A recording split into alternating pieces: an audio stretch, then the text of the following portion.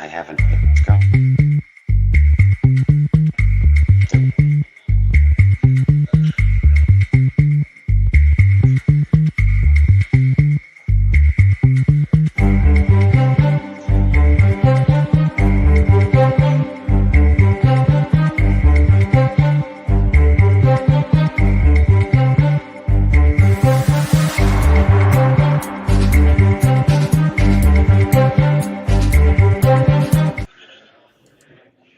Jackpot! Hey, welcome everybody to Team Tim. I'm here in hot, sunny Las Vegas at ScaleCon with Tech Tribe.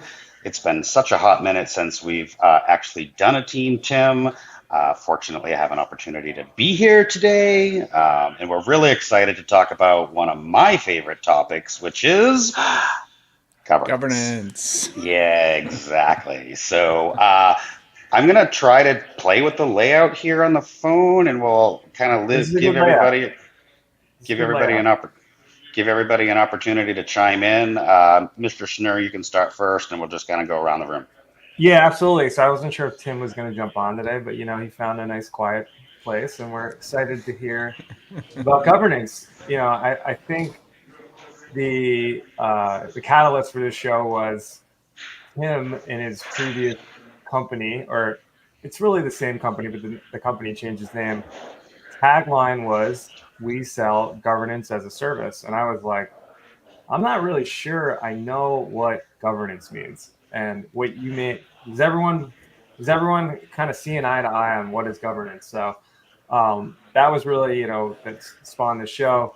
It's been a couple weeks here. Been on the conference circuit. Certainly, I saw Matt Webster last week. We had a great time in New York City at the Joint Metro conference, both speaking and jumping into each other's tracks. So that's what I've been up to, helping seniors and retirees with hardened laptops, small companies. I like to call them micro companies, less than 5 individuals. Some of these companies are using the product. So things are going well. But why don't we go around the room? Jesse, you'll go last. Rich, you want to go first, then go to Matt? Sure. My name is Rich Connor from Louisville, Kentucky. My company is called Lockstock Cybersecurity and Compliance, and I work a lot on the governance side, helping people understand how their cybersecurity ties back to their business goals. And I'll give that high-level definition for now until we dive a bit deeper. Matt, you want to go? Sure. So my name is Matt Webster. I'm the founder, CEO, and CISO for Cyvergence. Basically, I'm a cybersecurity company out of New York City. I do everything when it comes to the whole GRC space, governance, risk, and compliance space. Governance is a topic and a favorite of mine, but I'm happy to be here today and help out however I can. Thank you. Yeah, great to have you. Jesse. Well, like you said, Tim, it's great to be back this week. And for those of you that don't know, I'm Jesse Miller, founder of Power PSA Consulting and creator of the Power Grid vCISO system, which you can see right there. I help MSPs build vCISO programs and do it profitably. Exciting. Tim, do you want to go and talk I about do. a little I bit do. about what you're up to? Yeah, Tim Golden, founder, CEO of Compliance Scorecard. As you can see, part of my team is walking down the hall to make a cameo and say hello. Hey, Des, we are live on LinkedIn doing our little Team Tim here. Desiree is one of our newest hires. We're really excited to have her. But yes, Tim Golden, founder, CEO, Compliance Scorecard, where we help you as the MSP have the risk conversation with your customer. So really excited today. A little bit of governance. So let's dive in.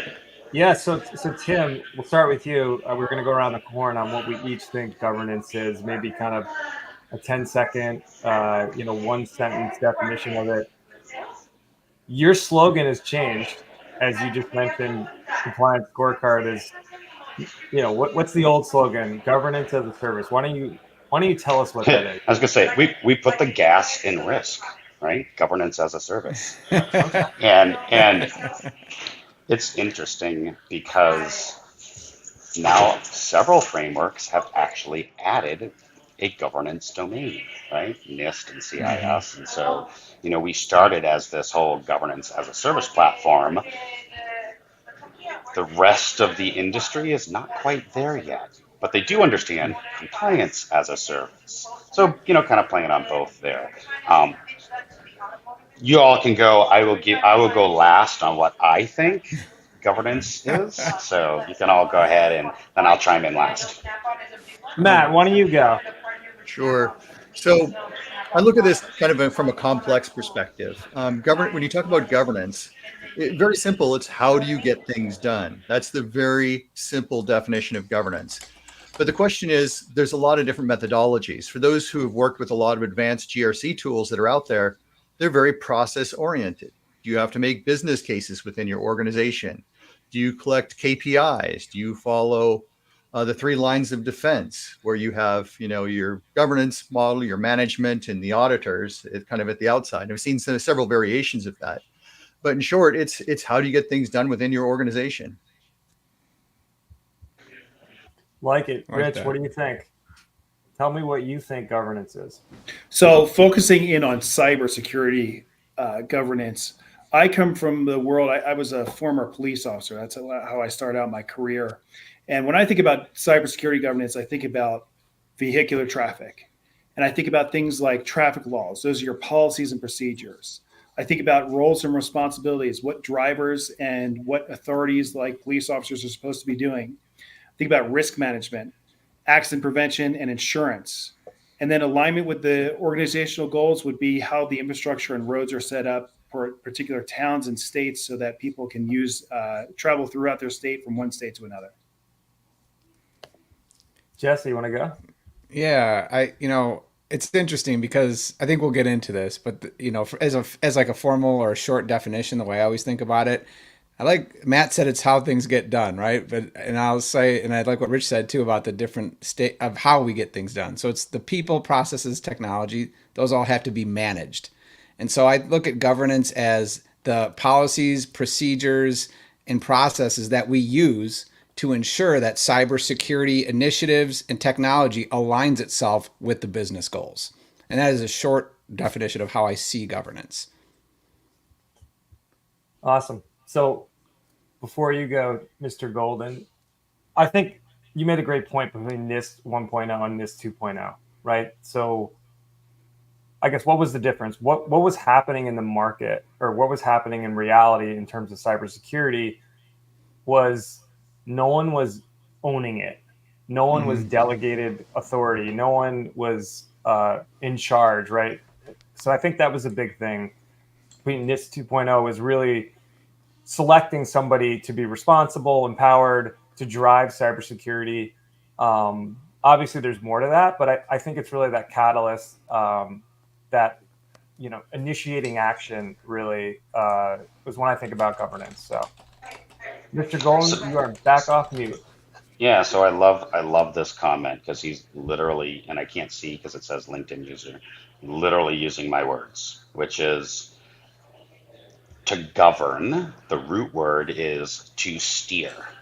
And when I think of governance, when I think of governance as a service, I think of it as the MSP helping to steer or helping to govern the customer to better business outcomes, to better business risk outcomes, to steer that conversation. So when I think of governance as a service, I think of it as steering the ship. And we have some processes that we might get into about how that can actually be accomplished with MSPs facilitating that work. Steering the ship as a service. I like it, Tim. Yeah, I'm just going to keep branding words, all. Success. Exactly. Spending a lot of time at the USPTO. Yeah. Mhm. So sounds like carrots and sticks, Tim, in terms of incentives and punishments, I guess, to some degree, but as a service. Why don't we dive in a little bit more? Matt, I'm fascinated with your business and how you approach companies you work with in terms of cybersecurity. Talk a little bit about where governance plays a role. I guess, at what point in the conversation do you get to know the business owner? You engage. At what point are you actually trying to shape governance, right? Or shape these, um, as you said, these carrots and sticks, these kind of like policies that are driving intended behavior. So go ahead. So I look at it as a bit more complex than that. You asked me who do I talk to? It depends on the customer. I mean, I've got things like programs to educate CISOs to make them a little bit better and focus on things that they're doing. I've got a program too where I'm educating board of directors and things like that. But it shouldn't just be about carrots and sticks. It should be about inspiring people to do better.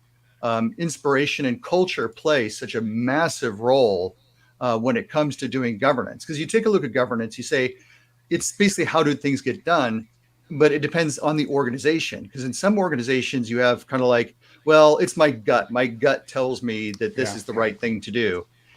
That is, to me, the wrong approach. I like the risk management approach. So sometimes it takes a lot of education. Sometimes there are approaches where you have to demonstrate things in multiple ways. So I did that report, as you were talking about, Tim, on the how to get alignment across multiple organizations when I was a global CISO. That was definitely a challenge, and I used a lot of different techniques and tools. Some of that is getting into financial quantification of cybersecurity risk and operational risk, because I think it's also one of the things that cybersecurity professionals typically don't do. We tend to focus on the cybersecurity risk, but the operational risk often is much higher and much more of a concern from a business standpoint. And it's about making sure that you're in line with them. So I talked a little bit about the qualified and quantified risk assessments and how they should be aligning with one another.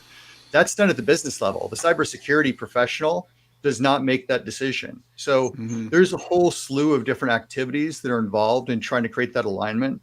I'm a big fan of business impact assessments, and I think that's really important to do BIA. because you've got to make, yeah, the BIAs, you've got to make sure that you're doing things in line and meet their expectations. But of course, sometimes the business is wrong. I just put out an article on LinkedIn a little bit ago where basically it's a 4-time fold increase from what businesses typically expect the cost is going to be to remediate that. And I see this all the time. There's a lot of misjudgments here and there on what it's going to take to get things done. But it's about how do you create alignment? How do you create questions? Like sometimes I take off my cybersecurity hat, and then I'll put on a risk management hat and start asking questions. What happens if this takes place? What if your whole cloud environment goes down? What if this happens? It's about a lot of different things, and how do you create that? And how do you get away from that gut judgment to something that's a little more fact oriented? And so using things like key performance indicators, key risk indicators, and trying to create that holistic context where people are talking to one another and getting things done. Because as security professionals, we know a lot. We don't know a lot about the business quite often. And it's about creating that right alignment across the organization that's going to start getting the buy-in for people to do things in the right way. So Yeah. that's a short story. I could go on and on, but I want to give people a chance to jump in there. So Yeah, no, I think we talked about. I love the what if conversation, and Jesse talks about it as well. And you saw Tim and Jesse and Rich. We all nodded on the business impact assessment, right? Like really, that's where you resonate with the actual what the business does and what the problems are and what's at risk. So, Jesse, you have thoughts on that as well? Yeah. So, I pretty much I was in lockstep with everything Matt had to say, right? So I'm not going to rehash that ground, but I do want to talk about something for people that are watching and are still kind of like, well, that all sounds great, but like really what is governance? Like we talked about like as a concept what it is, but what does governance look like? Right? So there's all these pieces, all these tactics we're using to achieve governance. And Matt touched on this, right? So for those that don't know, I want to talk about the 3 lines and help people understand that. Like that's the 3 lines of defense model is used in corporate governance a lot of times in corporate cybersecurity, but it's something that can be easily applied and easily understood as you think about these things, right? So you have 3 lines. And it's interesting, we talk about governance in government are very similar to the 3 branches of government in America. So you have your line 1, which is your management. They're like the executive branch, right? They're responsible for executing and deciding on risk, like Matt said. Then you have line 2, which is like your policy development and your processes and your procedures. It's like the legislative branch is who's creating laws. And then you have line 3, which is independent audit or internal audit. So audit ensures that the decisions we're making and the policies we're setting are actually being done and interpreted properly.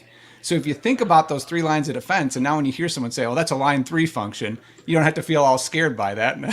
They're talking about audit, right? So when we talk about what is governance and what does governance look like, you take that model and you lay it across all those different things that we talked about and start aligning those into categories. And that is really the core set of principles that you need to operate underneath to make sure you have a true governance program for your business. And my work is done here. I always wonder what internal auditors do, Jesse. So that helps. I think they fight with everyone. Is that right? Or Pretty much. Yeah. Spot on. Right. I love how you all sum that up, right? For those of you that have been following me, like this is what we've been preaching here for the last almost 2 years now, and so to hear others like Jesse, Matt, and Rich summarize it, succinctly like that, my work is done here. It's I'll plug Right of Boom, the cyber call. They just did a big thing on business impact analysis. There's a couple more pieces coming out from our good friend Andrew and Brian Blakely and a couple of other folks.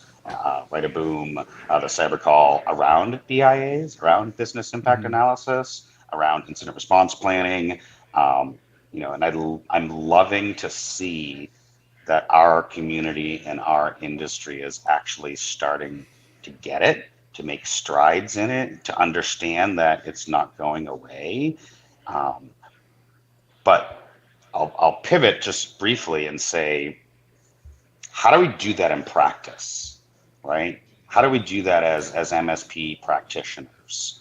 Not to plug what I'm doing, but as I thought about this over the last 20 years and had to do this work, as an MSP or as a CISO or as a CTO or whatever, I came back to, well, it was these things, it was these steps, right? And it's kind of like our mantra, right? We call it our 4 A's, and I can get into all of that. I don't want to continue to plug me or our platform, but it's the process, right? And real simple: alignment, authorization, adoption, and assessment. At least that's how we define actual day-to-day practitioner functions of, great, we know we need to govern, we know we need the 3 lines like Jesse and Rich and whatnot were saying, but how do we do that in practice on a day-to-day basis? And we can dive into that if you all have questions around that, or you can go watch one of my other zillion live streams. Rich. Yeah. I think, Tim, you've talked about this a few times before. A little bit. Just a gobble. What were you going to say, Tim? I wanted to ask your thoughts. When you work with clients, how does it come up? Like, where is it? Do you even use the word governance, right? Like, as you said, it's such a nebulous term. Like, where is it driving your actions and their responses, I guess. So. Sure. I mean, it's not always a word that's used explicitly. It depends on the audience, but the very first time that this shows up is typically a business impact analysis. That's a very good starting point, is running through, figuring out what those business processes are. Someone in the chat, Pete, mentioned that without a business impact analysis, there's no way to ensure the organization is focusing on the right controls. Furthermore, without the business impact analysis, you don't know what's important, what is the most critical, and how to actually rank order where the most critical controls need to be. So that's where that starts. And I wanted to kind of talk a little bit, go back to the vehicular traffic police analogy. Suppose you've got a new effort, the city they're building a new university and they want to send traffic in and out of there.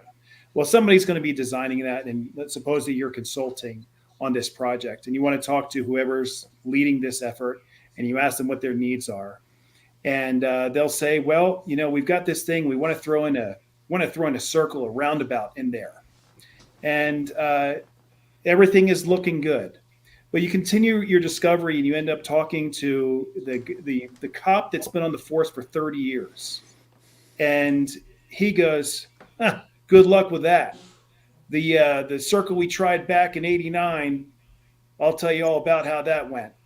So governance needs to run all the way through. You need to talk to the people that know what's going on at the organizational level when you're talking through your business processes and how to secure them and then get them aligned up with those organizational goals. You need to make sure that those goals are able to be achieved. And for that, it needs to go from top to bottom. Yeah, I think you see that it's dictated from the top too often without that feedback from everyone, from the users, the end, stakeholders. Security's frictionless where it could be problems. So, good point. Yeah, Jesse, I can see you. Yeah, I was ready to rip here. I was sitting here ruminating on a couple of things while you guys were talking. It's I think we see some really good outworkings of this in the latest SEC regulations in terms of now in your 10K you have to actually report what your governance process looks like. And now it's not perfect, but it's the start of, they're asking you to show how do you actually, from that frontline reporting piece, when you have an alert and you have a potential risk and you have something that's going on that's discovered, how does that get reported up through the lines and how is that verified and how is that independently audited? So you talk about adoption, right? And I think that to me, and of course it could be me, because I'm involved in that world, seeing that, now organizations are being forced to actually put on paper how they're doing this. And so everyone says, oh, hey, this thing we were talking about, we actually have to have a process for, and we have to follow this process, right? So, Matt, I'd be interested to see your take with who you're working with, and obviously in the market you're in. If you see that as a driver, or where do you see the push generally coming from to have true governance now for organizations over the last year and a half? So it depends. I work everything from, small enterprise through very large enterprises. And sometimes that's driven because a customer's saying you must be compliant. And you see some organizations that have no clue about governance or doing some very basic governance only. And to me, I love the point that everybody's already on board on is the BIAs, because part of that governance process, if you're going to be a leader in that, you have to understand the business. If you're in the cybersecurity team or the leader in the cybersecurity team and the business is having meetings without you and you don't understand what's going on, you're not aligned with them, how are you going to communicate to effectively make changes up at that level? And it's got to be on multiple fronts. The BIA, if you say, hey, I know this is our prime system. We've done the BIA, great, that's a high risk or $100 million, however you want to define it, if you're doing qualified or quantified. But then you say, what's the priority on it? This is a priority one. Well, that's going to apply to your disaster recovery plan. That's going to apply to your incident response plan. It's going to apply to everything from a governance standpoint and should be the foundation for how do you move forward. But on the other hand, you really need to listen to the end users on things. You can apply a lot of things, but how do you bring people around and start to focus on that culture so you get a cultural movement rather than a mandate up at the top? So one of the ways, I'm very big on all types of processes, like creating a control profile, a list of controls that are out there. So bring in your IT people into that. They're going to see things that you don't as a cybersecurity professional. We know a lot. That doesn't mean that we know everything and know all the technologies. If you make them part of it, they feel like they're part of that culture, and you can start to affect changes that way because they feel like they're part of the process. And then they're going to point out, hey, we can do this because of that, but we've got an issue over here. Well, that's great feedback. It creates a very good feedback loop within organizations. And that can go up to the top, or we can create, compensating controls or have other methodologies for handling and working with these different challenges within an organization. So it's not a one size fits all. Some organizations want to have that from the beginning. I'm seeing even some of the micro enterprises want to have enterprise security right at the basis, and they understand the governance. They understand the challenges that are going on with the roles. Others are kind of fumbling around and they kind of run into issues. So if I'm running an incident response tabletop, I run into situations like that and they're like, oh, we didn't realize how bad the situation was. but then they do, because like maybe some voices are not heard where other ones are. So you've got to factor in all these things. You got to factor in the communication channels. How are you collecting the information? Do you have anonymous feedback forms? I mean, the list of things goes on, but I'll let some others jump in here. So Yeah, put it under fire. Tim, go yeah. ahead. Yeah. So, let's, and I love what you're saying, right? Bring it back to the MSP, bring it back to those practitioners as an MSP that have thousands of things going on all the time. And, kind of, I don't want to use the word dumb it down, but starting with the BIA, perfect. But where do we go from there, right? And the keyword that I picked up on, Matthew, was alignment, right? That is the first part of our process, right? Is the company aligning to a framework? Mm-hmm. Is the policies and procedures aligning to a control? Does a thing align to a thing, right? So you do your business impact analysis. You start to understand the different divisions or the different components within that business, those business orgs. And then you start to bring them all together on some kind of alignment, right? We we talk a lot about like storming, forming, and norming, right? So in that sort of norming stage, right? Getting everybody aligned so people know what the words mean. People have an understanding of a commonality across Vernacular. of a common vernacular of what each business unit is responsible for, what they're trying to accomplish, what they're trying to do. But you need to get all those stakeholders together and aligned to something, right? And so that breaking this down from an MSP perspective, doing a business impact analysis, talking to the different business units, and then getting them all together at the table and aligning them together and building that normalization of what do these things mean, and then moving on to another step going forward. Yeah, so interesting there, Tim. You talked about alignment and you talked about a business impact analysis, but I'm going to pass this on to Jesse because he's got a very, also he's got a lot of steps in terms of starting a program, like a cybersecurity program, right? Kicking one off. Mm-hmm. When you look at CIS, right, like the first thing you're supposed to do is inventory. You're like, whoa, we just mentioned a bunch of other stuff in the last 20 minutes here we're supposed to do. So it seems like the frameworks, maybe there's a little bit of an oversight, but they're not, from a step-by-step prescriptive basis, are not talking about, as you said, kind of like, let's do a business impact analysis. Let's play what if for a little while. Let's talk about how the business is and what their critical assets are and their crown jewels that they're protecting and the privacy data that the law makes them protect, right? But why don't we talk about a little bit, Jesse, like, so framework aside, I think you need to do all those things, and some of them are a little more technical, and maybe NIST is a little more prescriptive on the governance side. But how do we actually do this in reality? Like, how do you kick off a program as a VCSO? Go ahead, run. Yeah. So and I'm gonna talk specifically about governance, right? There's a bunch of things we could go down several rabbit holes with this, but I think there's two different things. So what Matt has really touched on already is getting all the risk analysis, the business impact analysis, doing all the data gathering and the risk review and what we're really good at to make sure we understand what the risks are to the business. Now that'll include a litany of other things, right? Reading previous reports, understanding what their compliance is. Are they doing a corporate risk register today? I mean, I've gone into clients and I say, okay, they're SEC compliant, and we say, okay, well, we need to start integrating our cybersecurity risk register with your business risk register. And they're like, oh, we don't have one of those.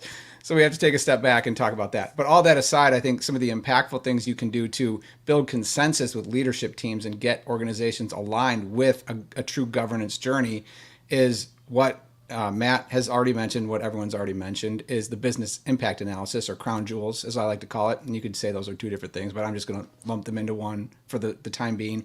And then I think once you have that and you understand that, you should have been gathering that information on the side, and you should understand where some of the risks are.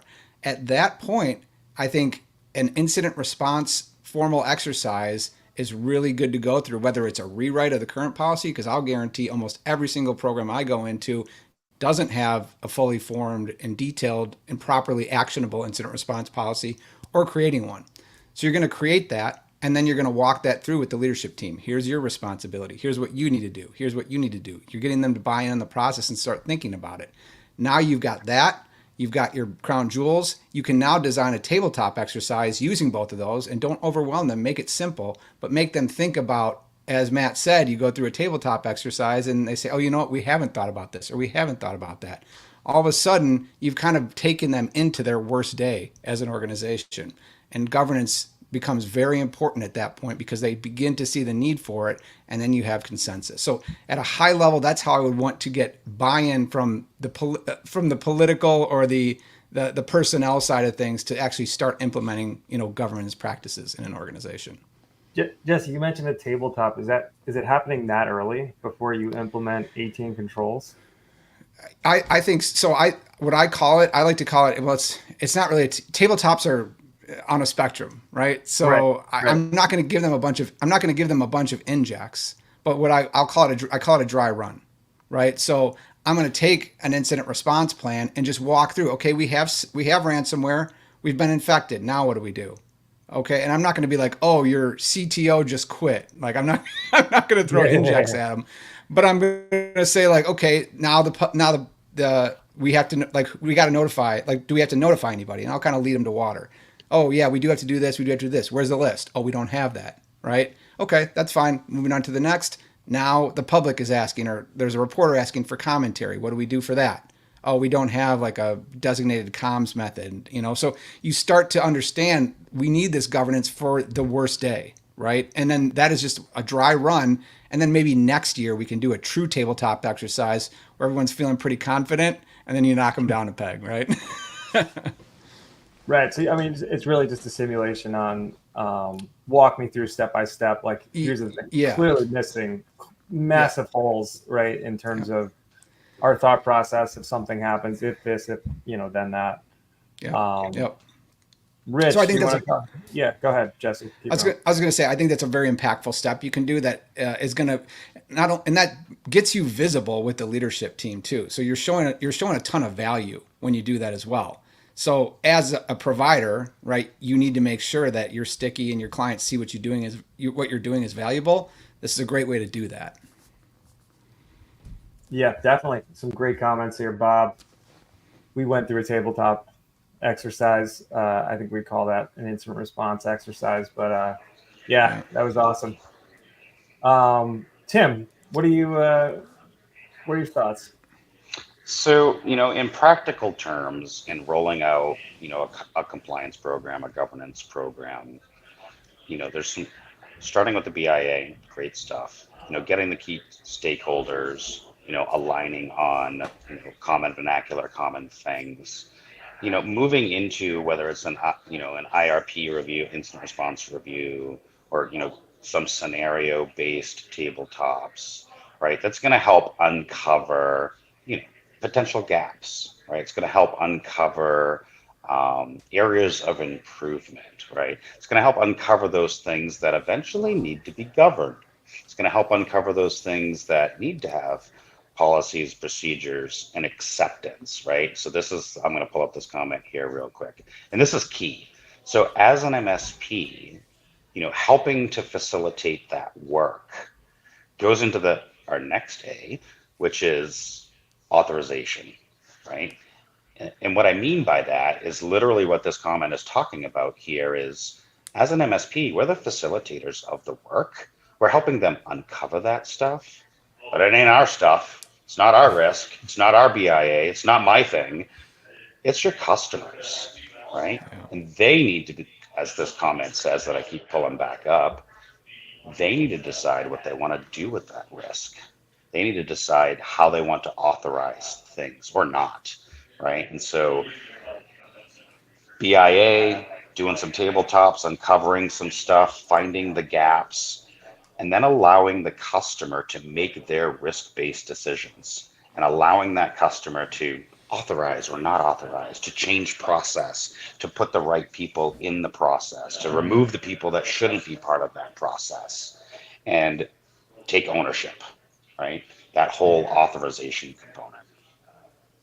So it sounds a little bit of chicken and the egg, right? So you start to at least initiate who's in charge, what are the things I'm trying to accomplish, what are the important assets, crown jewels, what are some of the critical business assets and processes, and then you're kind of quickly running an exercise or a simulation to poke holes in potential problems, right? And then creating policies around the intended behavior, what you want to happen.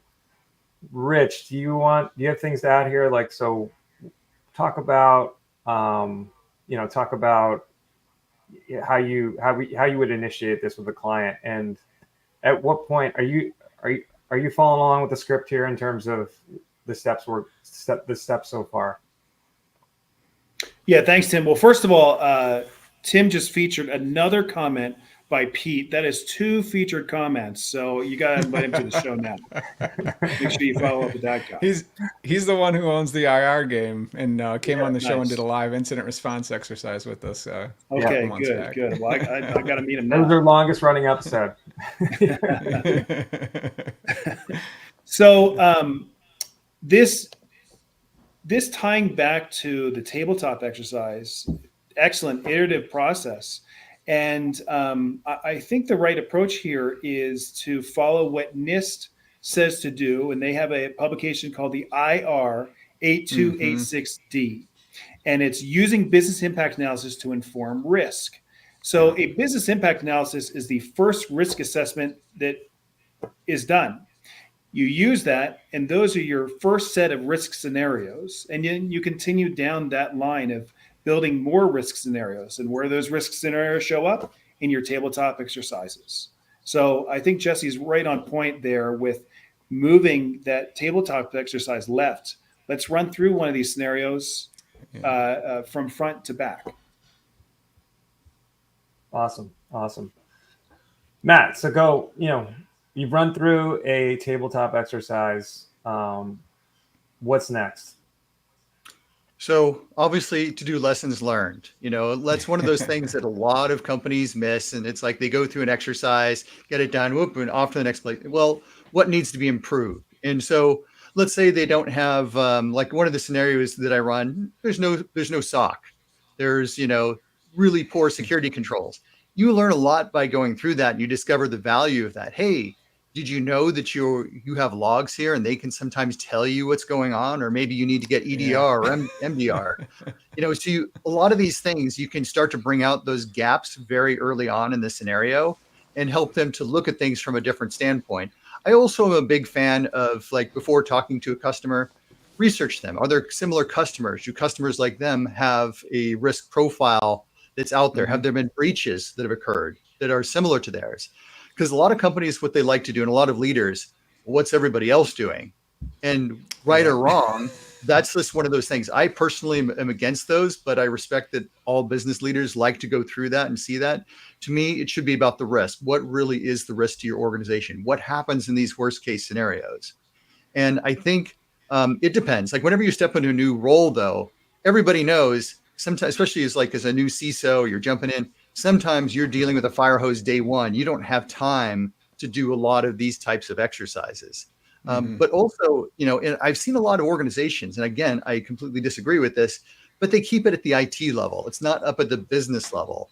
There's a lot of fear between the business side of the house and the IT and or security side of the house. That bridge is one that really needs to be gapped. You have to have everybody communicating with one another. Because if you have an incident response exercise and it's a bunch of IT people and maybe a security person, you haven't done an incident response exercise. Not everybody's on the same page. And one of the things too is like you've got to create that alignment. If you're a business person, you come in here, oh, you all suck, get out of here. I've heard stories like that. They've fired people over, like CISOs over this. I have not been through that, but I know people who have. If you're getting fired because of that, because things aren't 100% perfect, that's a big problem there because you're creating fear in the organization. So making sure you get that alignment and making sure you're doing things in the right way because I can tell you all the times that I've been through and somebody from business is there, sometimes there are problems. And yes, I understand that people get frustrated with that, but they have to be part of the whole equation. Otherwise, you're talking Greek, you're giving them experience that they don't have any say about, don't have any understanding of. You've got to get that report. You've got to dive into it. You've got to listen to what the assessor is saying. All these things are really critical. Gap assessments are a critical part of it. Some organizations are not big on that. They want to see the pen test. So you've got to really kind of feel out what the culture is and what the problems are prior to doing a lot of these things. And then once you get that alignment, then you can start having better conversations. You can go through that incident response plan, the disaster recovery plan. Yeah. So there's a whole bunch I could start to tie into it, but you really have to listen first, and then you start to take action. From my perspective. Yeah, I think that's spot on. It's well, it goes back to you got to sell the client what they want so you can give them what they need. That's Totally, the first piece. And then the second thing you mentioned is, again, and I think Rich Gotta be said, their idea, right? It's like yes, Inception. You got to get in yeah. their brain. well, and that's what tabletops do a lot of the times, right? Like Yeah. I mean, and Matt, Rich, you know this, right? I cannot list the number of times I've had like initiatives queued up, like future, we need to talk about these. And then something happens and like, we should really do third party risk management. I'm like, great idea. We should do that. Yeah. Exactly. But- Talking themselves into it. It's much think- easier to sell. It's much easier to sell a cure than a vitamin. Yeah. Yeah. Well, I think the last piece to that is then tabletops again, right? We have to have different, and again, this is depending on the size of the organization, but especially when there is an internal IT group and leadership, those need to be two different tabletops. Because if you go to leadership, you say it goes back to the different lines. How do we get how do we process an alert, and do we have the acumen as an internal IT team to run this down? And are we reporting back to the playbooks to report back to our outsourced SOC if we have it? And how are we declaring an incident? Like, this is all technical tabletop stuff that needs to be discussed. And this is top of mind because I recently ran one of these, right? But the next thing is then there's that demarcation point. We've declared an incident. Now the incident commander and the leadership team have to run through their pieces of the tabletop. And we can make some assumptions and say that the other side of the business, the technical team's reporting this in. What do you do about this? But those are two uniquely different audiences that need to be addressed in different scenarios, I think.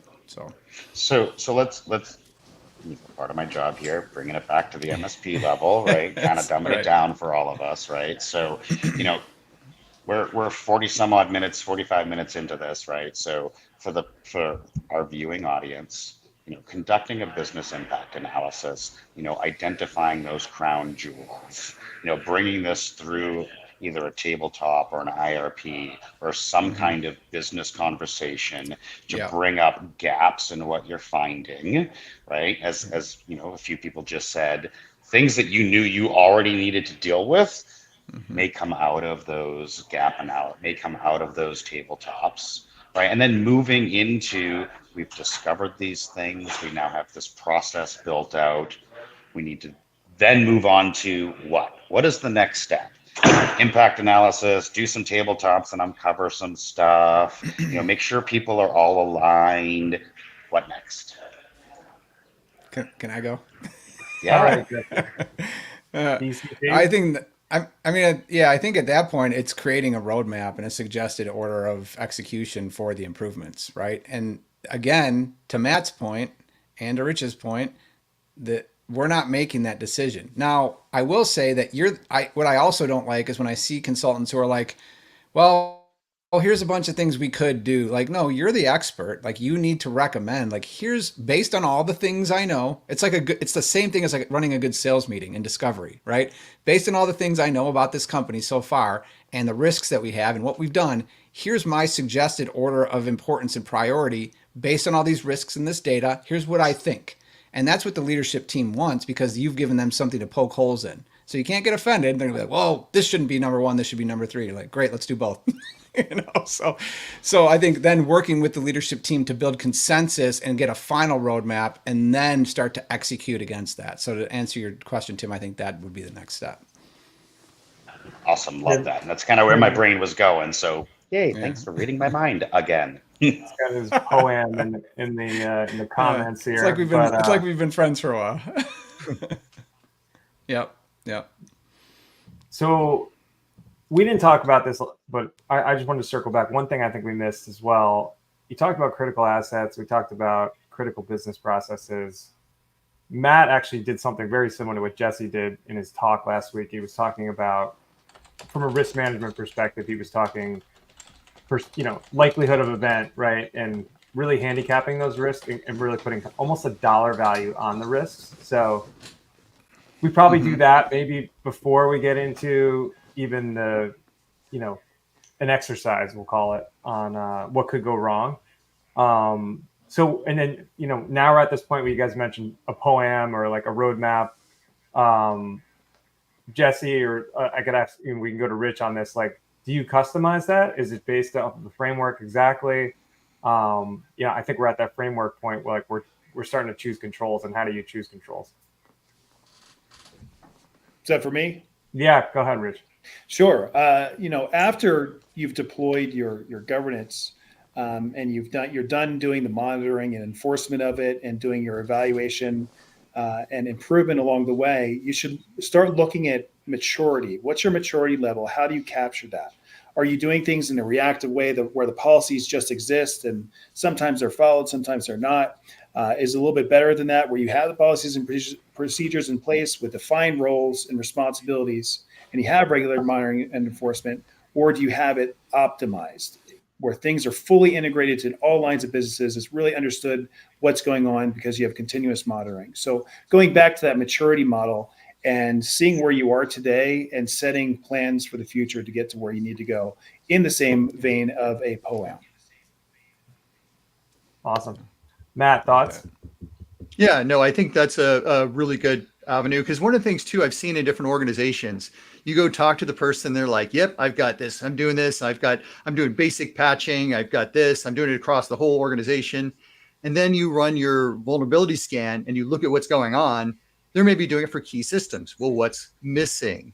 That's why things like the 3 lines of defense, I like sometimes in simpler organizations take baby steps towards the 3 lines of defense, because it's a lot for some organizations to swallow, to just my personal experience. But you talk about something like assurance. Do you really know that they're doing the right thing? And you go validate that. So I don't take everything. I take everything with a grain of salt. So you have to go validate what's happening. Do you have the configurations right? Are you meeting this? What are the other risks that are in there? And then you start building. You can build that roadmap. But I'm such a big fan of risk quantification and jumping it away from just CRQ, because I think that when you're looking at the full financial risk, like the operational risks, if things go down, that's why the BIA is so important, because you capture the operational risks. So you combine the operational and the cyber risks. It paints a much bigger picture to the business when you start looking at these things. So trying to create that full story is really critical. I'm very big on the details in working with them, but also making sure we're getting alignment and buy-in. But one thing too, it's like you take something like as simple as a policy and a procedure, standards, guidelines, whatever terminology you like. That's the way I like to work with it. But do you have buy-in on that? Are people writing it down? Are there people discussing it? Do they agree with it? Do they disagree with it? Do we need to modify it? Do they understand why it's in place? So I look at things like policies, procedures, standards, and guidelines as a way to start building culture, to get everybody on the same page. Writing to me is so critical for culture building, because if you can't write and if people are just saying things, well, who's talking the loudest? But whoever's talking the loudest may not be the right. Like I had a customer tell me, "Oh, who's going to yell the most, and we're going to do that in our BIA." And I said, "Whoa, hold on a minute. It can't be just who's yelling the loudest to determine That's what's usually right me. action." Yeah, exactly.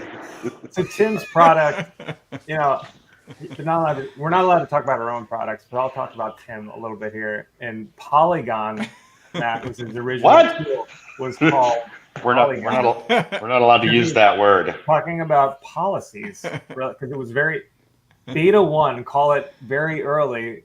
What's MVP? That's a blast from the past. Yeah, for Tim's needs was basically a policy life cycle. So everyone could redline. Oh, that's a dumb idea. That's a good idea. That's a bad idea, right? Like, and you actually had this evolution of policy, which I think, is why he was touting governance as a service. Because if you could really dictate policy, if you can get it right, if you can get people's thoughts and redline, and continuing to iterate on that, I think you can probably end up in the right place. Whether people are following that policy or not, as Rich said, that's a different story. But I think it's great to get everyone to opine and add their thoughts or it's really like a project management tool for policies. So it's come a long way, though, hasn't it, Tim? It has. Thanks for that. The ability to have, and I don't care if you do it on my platform or Word docs or pen and pencil for all I care. The concept of making sure that you have the right people in the conversation at the right time to be able to then, as Matthew was saying, develop that culture that everybody can agree on, that they're aligned to, right? You might have the CEO that is like, I only ever want to use my dog's name as my password. Okay, not a great practice, but I can then not build a password policy that dictates you have to use 47,000 characters, right? And so obviously we want the CEO to not use his dog name. Obviously that's an education issue. But as you're working together as I hate to use the word cohort or community in that organization, allowing people's voices to be heard to actually build policies, procedures, guidelines, and standards that people will follow, that people will adopt, that will become part of that corporate culture. And trust me, after 20 years, I got it wrong a lot in the beginning, right? And that's because Big Bad Tim came in with the hammer and said, nope, you have to have a 47,000 character password because the policy I wrote with no input from everybody else said, this is what you have to do. Oops. So, bringing that alignment together, having the right key stakeholders, doesn't matter what platform, whatever you do that work in, making sure that it's a collaborative effort up and down the chain, from the guy that writes the check to the person that sits out sweeping the floors. Good stuff. I so think that's dead on. And 8 minutes left. I was gonna go to closeouts here, Jesse, but do you want to kind of meander over in that direction? Yeah, go ahead. So I'll just interject one small thing. I'll interject one small thing here. So the policy, what Tim just mentioned, and having consensus and talking about, we don't want to put things in our policy that we're not doing, to Matt's idea of assurance, is a great way for you to build what I call that virtuous sales funnel as an MSP or MSSP, right? So I would always use policy building time as a time to talk about what are we doing and what should we be doing. So I would always say, I don't ever want to put you in a position with this policy where you're immediately out of compliance with it the minute we issue it. So there's these things in this policy that it says that we're doing, and you're not doing 3 of them. So can we take those out? Do we want to take those out, or do we want to actually do them? Oh, by the way, they line up with our roadmap as well, right? Oh, actually, we do want to do these, or we need to do these for some sort of compliance or regulatory purpose. All right. Well, now we've cemented that business outcome with the technical, and ta-da, that's governance, right? I'm on mute, obviously, but Jesse, you're literally hitting everything like on the nose. Thank you, sir. All right, so I think that's great, right? I mean, what is governance? We've got a pretty good idea of when it's important, why it's important, and so we've only got a couple minutes here, and I want to end on time on Friday here. So, final thoughts, Rich. Why don't you go first? How many people here have been pulled over for speeding while they were driving with the flow of traffic? Anyone who hasn't raised their hand, I'm skeptical. Governance should empower people to do their job, and it should be applied consistently. We talked about having policies that are not able to be achieved. I think about that like the speed limit. It's not realistic having a speed limit posted where people are driving a certain speed. It should be adjusted accordingly. There's a law out there in certain states that is keep right except to pass. So it means that left lane should be driven in by the fastest person on the road. and everyone else should get out of his way. I love it when that law is enforced. Empower the traffic to move forward. Love So it. just remember that governance is here to help people do their job in the easiest way possible and to make it difficult for them to do it the wrong way. You just became my favorite ex-traffic cop. Those are all the Get out of best. my way. Shift left. Ship right Stay to the at. right. Yes. Most people pull over on the right. Super Troopers. Matt, you're up. So I think the other thing too, because I'm all about building the culture and doing things, but I also know to kind of work with the traffic metaphor. Sometimes there are roadblocks. There are people like, nope, I don't want to do it, and so you've got to figure out how do you handle those as an organization. So you've got to sit down and say, okay, how are decisions ultimately going to be made? Okay, I don't even want to use an 8-character password. I want a no character password to the dog point. Obviously, you can't get 100% of the people on board. So how do you make these decisions? You bring this up to an enterprise risk management level. So you've got done all the cyber risk stuff, and then you bring it up to an ERM level, and then you have the discussions there. Is at a certain point, you got to say, look, you've got to change your password. And I know that doesn't always work. Somebody's talking about the CEO. I know companies where they have had separate email systems devised just for specific users, and that's a big problem too. So it's how do you make all those decisions as a business owner? How do you make all those decisions as an organization? Sometimes you've got to say, you know what, we've just got to move forward anyway. I know it's not the thing everybody wants to say, 'cause it's not the kumbaya moment, but sometimes you have to make those types of decisions despite some of the roadblocks that are there. Awesome. Jesse, why don't you go? Yeah, I'll make it quick with this one. Something Matt said really stuck in my head, and I think it's important that people take this away, especially when they're getting started with their VCSO programs, is that idea of assurance, right? So we tend to come in as technical practitioners and be like, you got to do governance, line 1, line 2, line 3, and the customer's like, whoa. So I really like Matt's idea of using the word assurance as saying, hey, these are the things we need to do. How do we know that we're doing them? And that's the real start of a governance program. Love that. Love that. So, and just continuing on what you just said, Jesse, these are the things we need to do. And how do we get there, right? Like you're trying to get intended results out of your organization. Who's in charge? Who's accountable? Who's empowered? But at the same time, as Matt said, you want the feedback from everyone, because just because they're empowered and they're responsible doesn't mean that they know exactly what needs to happen or if a policy is going to be effective and followed. So it takes the whole company. I love how NIST 2.0 added governance, but as we said, we really had this show because it's a little nebulous on what governance is. So I hope today helped. But Tim, take it home. Yeah, so listen, our audience is MSPs, right? Those of us that have been in the enterprise world trying to bring that down to the MSP level and breaking it down to their customers. What do they say? The average MSP client is under 20 users. So we're not talking enterprise, right? And so as an MSP, facilitating this work with your customer to be able to govern and steer that customer towards a better cyber hygiene, towards better defensibility, right? Having a simple process, right? I'm going to jump on my own stick here, right? Alignment. Is the thing aligned to a thing? Is the company follow? Like, alignment is obviously the first part. We talked about that, BIAs and so on and so forth. The second part is the authorization component, right? The assurance component, the signing things off component, right? All the way down to the end user with adoption, right?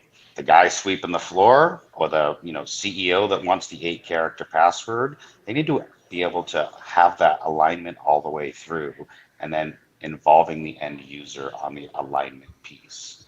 And lastly, which we didn't talk a lot about, is the assessment cadence. So you've done this whole exercise, you've defined some things, wash, rinse, repeat, wash, rinse, repeat. Right. And so, from our perspective, breaking it down very simply, alignment, authorization, adoption, and assessment is kind of how we see the govern function in a cyber risk management program. So, yeah, I mean, that for me, that's four simple parts. Break it down. Don't have to get too complex. We know we can get highly technical and very complex as IT people. Business owners Yep. don't want to know that. They just want it broken down simply for them. It's a lot more successful when you don't get technical. You don't bring the acronyms in. So fantastic. All right, so we only have 30 seconds or so left. I'm gonna kind of show you a little bit of ScaleCon happening down the other end of the hallway. For those of you that are not Tech Tribe members, I would strongly encourage you to go check them out. It's the best $60 a month you're going to spend to help you with all these kinds of things. So yeah, a little shout out to our friends here at ScaleCon and the Tech Tribe. Tim, you wanna bring us all the way through and what's next week and what's coming up? Yeah, so we kind of changed the cadence here. We're gonna kind of go every other week, probably most of the time. So next week we're off, but we'll probably be back in 2 weeks. Still finalizing that. But yeah, we might talk about some of these other terms, GRC, right? We can jump to another letter. So, but anyway, thanks for jumping on. Tim, you've got the buttons and you I'm can. kicking us out. Hey, everybody, have a good week. Stay safe. Thanks, guys. guys. Thank you. Subscribe now.